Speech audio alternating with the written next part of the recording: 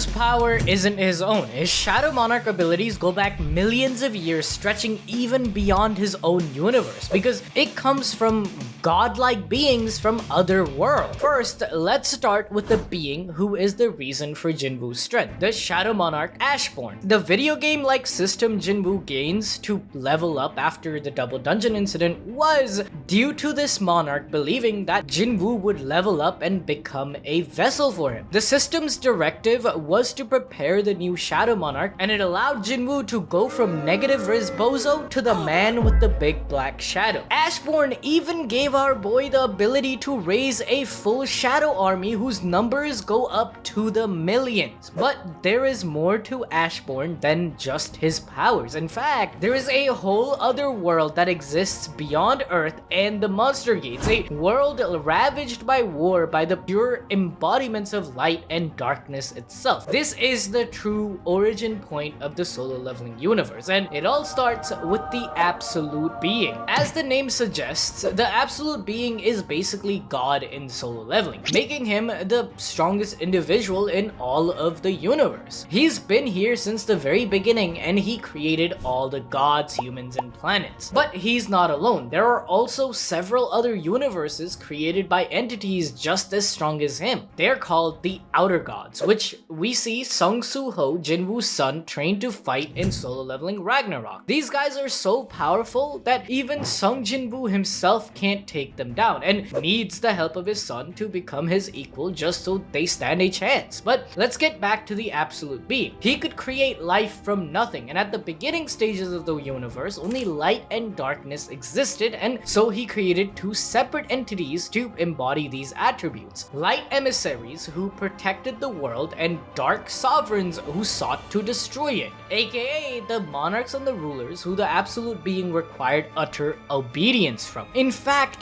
the tablet Jinwoo found in the double dungeon reflects this, as it says that one must worship the god, praise the god, and prove your piety since he was so powerful. However, despite being this holy entity, one that created everything from nothing, the Absolute Being was, in all honesty, a terrible person. You see, the monarchs and the rulers are complete opposites of each other, and so they could never coexist without conflict. This resulted in a great war between the two, slated to last for eternity. Right, like, this war went on for so long that humans literally created an entire civilization. These guys have some massive beef with each other, okay? But like, both sides believed they fought for a purpose. One side to protect and the other to destroy. But nope, it's eventually revealed that the Absolute Being couldn't care less about the monarchs and the rulers. In fact, the war was just entertainment for him, something to help him live through his boring, ethereal existence. Bro really just wanted to watch some Netflix while he controlled all of creation. So the rulers say hell no, and they started a rebellion against the Absolute Being, and surprisingly, they actually killed God himself. However, there was one member of the rulers who stayed loyal to his creator, Ashborne. During this attack, he would brutally be attacked by his fellow rulers, and on the brink of death, he was granted the powers of the Shadow Monarch by the Absolute Being, essentially now making him the strongest entity in existence. Ashborne's defection to the monarchs made the tide of war tip on the side of the monarchs, resulting in the exact opposite scenario of what the rulers wanted, which was peace. However, Ashborne wouldn't stay buddy-buddy with the monarchs forever, as eventually they too began to fear his immense power, and so they betrayed him, which was a pretty bad move considering right after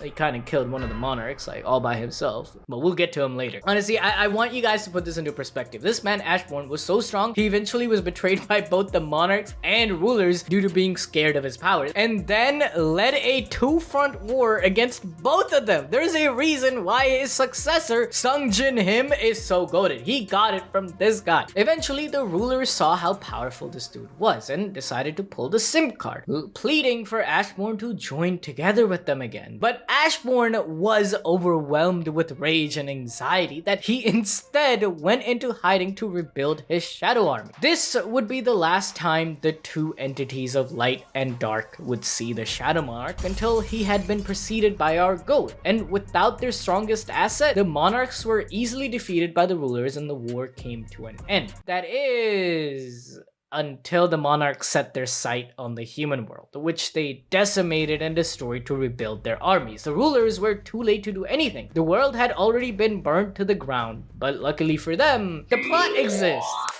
Yay, plot! Or rather, it's known as the Cup of Reincarnation in SoloLeveling, a divine object created by the absolute being that can rewind time. But this didn't matter. Every time they used it, the monarchs would still destroy everything regardless of which side won the war. And on top of all that, they learned that the Cup of Reincarnation wasn't infinite and that its power was starting to run out, meaning the humans, they were and so the rulers used their last resort. They would spawn gates in the human world, exposing mankind to magic. Mana would pass into the earth and would grant certain humans the powers they needed to fight back against the monarch's forces, becoming hunters. If you enjoyed this video, watch the other SoloLeveling videos on screen right now. And for the next few months, this will be the final SoloLeveling video. Maybe I'll talk about Slime and Rimuru next.